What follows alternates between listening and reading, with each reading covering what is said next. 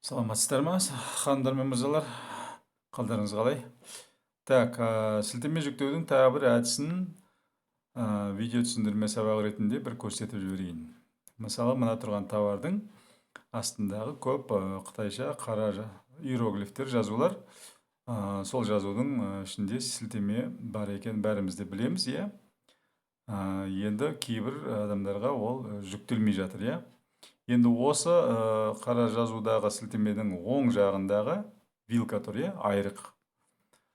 Екі таяқша. Соны басамыз. Мінекей соны басқанда мынандай шығады. Әдеттегіде осының ең астыңғы оң жақтағы шынжырды басқанда сілтеме жүктелу керек еді. Егер сізге сілтеме жүктемесе, басқа ештеңе баспай қойыңыз. Міне осы шыққан картинканы күтесіз. Мына шығып отқан QR-кодты осы күйінше скрин жасайсыз. Міне былай. Болды, осы скринді маған жібересіз. Сол баркодтың ішінде, QR-кодтың ішінде сілтеме жазылған. Оны алудың жолын мен білемін.